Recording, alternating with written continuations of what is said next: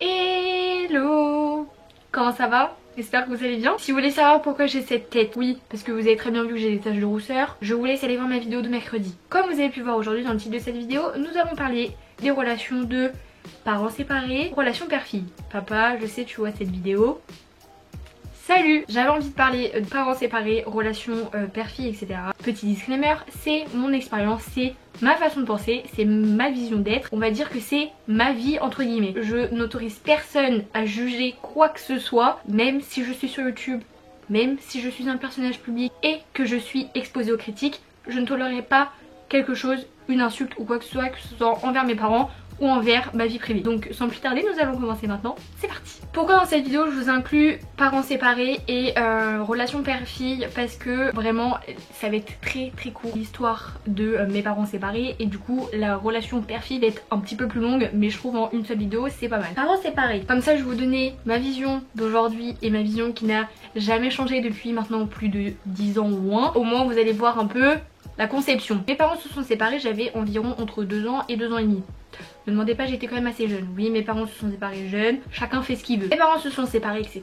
J'ai vécu du coup de mes 2 ans, 2 ans et demi à aujourd'hui mes 20 ans, dans quelques mois, seule, genre avec mes parents séparés. Donc j'ai toujours connu ça, j'ai toujours connu mes parents séparés, j'ai jamais connu mes parents ensemble. Pour moi, pour vous dire quelque chose du coup qui est concret et réel, et je pense qu'il y a plusieurs personnes qui peuvent appuyer ce fait là, j'ai toujours dit que mes parents étaient certes séparés mais que demain si ils venaient à être ensemble ou quoi, chose qui n'arrivera jamais je vous rassure, mais on imagine la chose, je ne verrai même pas mes parents ensemble. C'est quelque chose pour moi qui est impensable, mes parents ne peuvent pas être ensemble. Alors oui ok ils ont été ensemble du coup ça a donné moi, chose qui est normale, je vois pas du tout mes parents ensemble et pour moi c'est quelque chose qui est impensable de voir mes parents ensemble. Je pense que je suis la seule personne qui pense comme ça, ou du moins la seule personne qui pense comme ça qui a eu des parents séparés très jeunes, parce que je pense que des personnes qui ont eu leurs parents séparés vers 10 ans, des âges où on est un peu plus dans la réflexion, là ça doit être quelque chose de plus compliqué parce que du coup on a connu ses parents ensemble pendant quelques années. Pour forcément beaucoup de personnes ça peut être compliqué et ça peut être j'ai envie que papa et maman retournent ensemble. Moi ça n'a jamais été le cas, j'ai jamais voulu ça et je pense que je l'ai jamais dit à mes parents. Et parfois quand on me demandait mais tes parents ils sont séparés, t'as pas envie qu'ils retournent ensemble, bah la réponse a toujours été non. Moi c'est impensable dans ma tête, mon père et ma mère ensemble, blocage. J'ai toujours bien vécu ma relation avec ma mère, mon père, mais on va dire relation à chaque fois un week-end sur 2, la moitié des vacances scolaires avec mon père. J'ai bien vécu entre guillemets la séparation de mes parents, même si du coup j'ai fait une pelade quelques mois plus tard. Donc qu'est-ce que c'est perdre ses cheveux. Voilà, donc après je me suis retrouvée avec les cheveux coupés très courts parce que bah, je perdais littéralement mes cheveux, parce que étant plus petite je supportais pas la séparation, le changement de vie, etc. Donc avec aussi bien mon père que ma mère. Je vis très bien la relation parents séparés, mes parents qui soient pas ensemble, etc.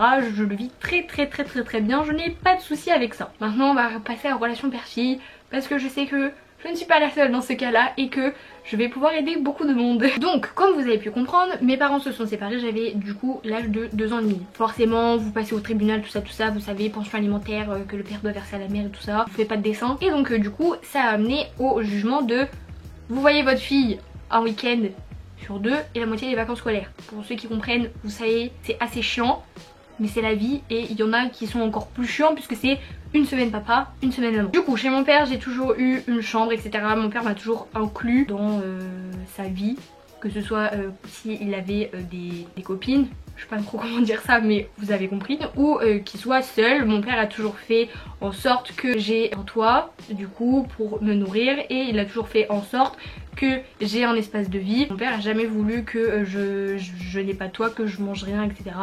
Chose qui est normale puisque c'est ton père, donc c'est le lien paternel, donc forcément même si c'est séparé de ta mère, ton père tient forcément à son enfant, donc il va pas te laisser comme ça en te disant ciao tu fais ce que tu veux. Non, j'ai toujours eu une éducation une éducation stricte, mais j'ai toujours eu une très bonne éducation aussi bien du côté de mon père que du côté de ma mère. Après certes dans les parents séparés du coup c'est plus la mère qui élève l'enfant puisque c'est celle que tu vois le plus, genre même si ton père il contribue, le fait qu'il verse une pension alimentaire et que bah, tu le vois quand même un week-end sur 2 la moitié des vacances scolaires, il contribue quand même à ton éducation, mais c'est ta mère qui l'a fait, etc.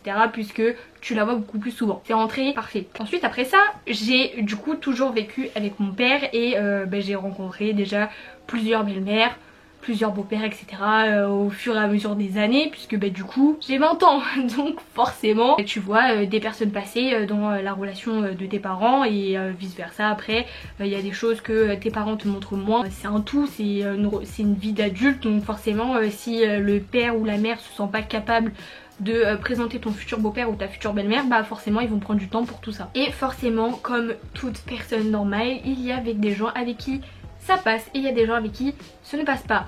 Que ce soit tes belles-mères, tes beaux-pères, tes amis, il y a toujours avec des gens avec qui ça ne passe pas, ça crée des blocages, etc. Ça m'est arrivé du coup avec une de mes belles-mères où ça a complètement fait blocage et j'ai clairement fait de la misère à mon père du coup parce que je suis sa fille et j'étais très jeune à l'époque, du coup c'est moi et que moi et du coup j'en ai fait qu'à ma tête. J'ai voulu du coup avoir mon père que pour moi tout seul, j'ai rejeté entre guillemets genre ma belle-mère, même si au début on s'entendait très bien, etc. Après il y a des choses que non, ça allait pas pour moi. Forcément du coup après cette histoire là allait de moins en moins avec mon père et je parlais de moins en moins avec mon père, etc. Il y a eu d'autres facteurs passés qui ont fait que avec mon père ça a passé de moins en moins et que j'avais du mal à communiquer avec mon père. J'avais moins envie d'aller chez mon père, voilà, je parlais de moins en moins à mon père et je parlais de plus en plus à ma mère pour que du coup j'ai un avis qui puisse me rassurer. D'un côté une maman c'est une maman, donc elle parlait avec mon père même si je soutenais auprès de ma mère que je ne voulais pas que ma mère parle à mon père. Une maman c'est quand même une maman, parents séparés ou pas, c'est des parents et ils ont une fille en commun. Donc forcément du coup ma mère on a parlé à mon père, etc. et ça a été mieux entre guillemets, c'était assez compliqué. Je parlais pas trop à mon père, je le voyais un week-end sur deux, la moitié des vacances scolaires et ça s'arrêtait là. Je parlais pas beaucoup, j'étais beaucoup dans ma bulle et tout. Ça a duré quand même plusieurs années. Au bout d'un moment ça se voit et tu deviens ado du coup et tu te rebelles un peu, genre crise d'ado. Un fameux jour, enfin fameux, oui et non, j'ai décidé, ou mon père, je sais plus, on a décidé de parler. C'est pour ça que je veux en venir dans ma vidéo relation père-fille. Je trouve, à mon sens et à mon âge, il est important, c'est comme dans un couple, il est important de parler avec la personne que tu as devant toi avec qui ça ne va pas. Tu ne peux pas faire comme si tout allait bien tout en continuant à voir la personne ou à vivre en communauté avec la personne et faire comme si tout allait bien alors qu'à l'intérieur de toi tu as un mal-être et du coup ça crée quelque chose de néfaste pour toi et même dans ton mental. C'est comme dans un couple du coup, je vais le redire, tu t'embrouilles avec ton copain ou avec ta copine, il faut parler, tu peux pas rester safe comme ça tout le temps, tu peux pas, c'est clairement tu peux pas. Au bout d'un moment les nerfs ils refont surface et tu t'énerves mais cette fois pour de bon. Donc c'est toujours important de parler, donc que ce soit dans un couple ou que ce soit dans une relation père-fille, c'est important de parler avec son père.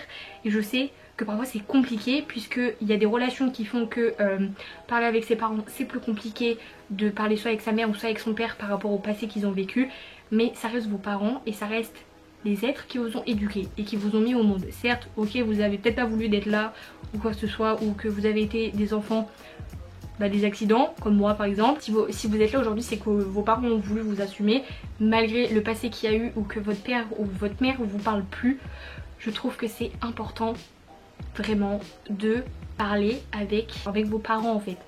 C'est pas plus tard où tu te diras oui mon père ou ma mère est morte, j'ai pas pu lui parler ou lui dire quelque chose du coup et qu'elle est morte et qu'après vous vivez avec des regrets pour tout le long de votre vie. On est jeune, ouais on est un peu rebelle sur les bords, on a un peu nos idées à nous et on est un peu buté sur ce que nous on voit et sur ce que on veut transmettre ou ce qu'on veut vivre tout simplement. Mais il faut savoir en prendre et en laisser et il faut savoir parler avec les personnes en question pour que même à l'intérieur de vous, dans votre bien-être, ça aille mieux. Parce que malgré que ça se dit pas, d'accord, que ça aille pas avec votre père, votre mère ou quoi que ce soit. Donc malgré que ça aille pas ou quoi que ce soit, qu'il y ait des choses qui, voilà, c'est important de parler avec ses parents parce que c'est vos parents. C'est des personnes qui sont là pour vous et qui sont là pour votre éducation et pour vous guider. Donc parler avec ses parents c'est important. Ok, des fois je sais c'est compliqué d'engager la conversation et c'est, je pense, compliqué de parler avec quelqu'un. Sauf votre parent est un adulte.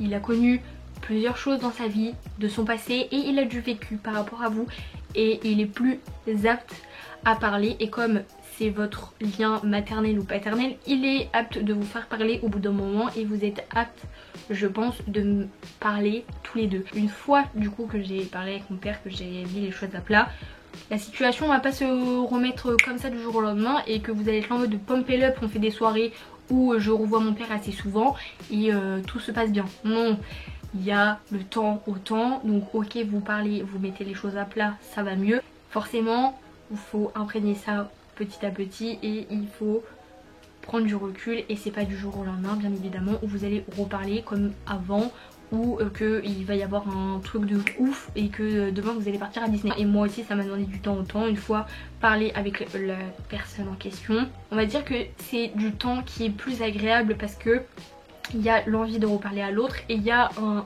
respect du coup mutuel par rapport à l'autre. Certes, je sais et je conçois de ce que je demande. Parfois, pour certaines situations, c'est compliqué. Je le sais, mais je parle de mon échelle à moi et on va dire que en fait c'est une cassure qu'il y a eu avec mon père, le fait de la distance parce que ça s'est pas bien passé avec telle belle-mère ou telle belle-mère et que il y en a une qui m'a pourri la vie et du coup je me suis auto-effacée.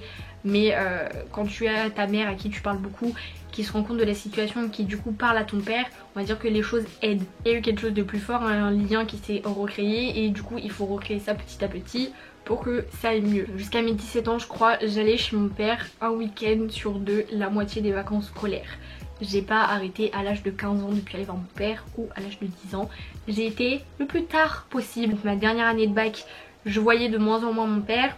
Ensuite après donc en même temps cette année là j'ai passé mon permis, donc encore plus compliqué et j'avais rencontré mon copain donc j'ai essayé de profiter de lui au maximum.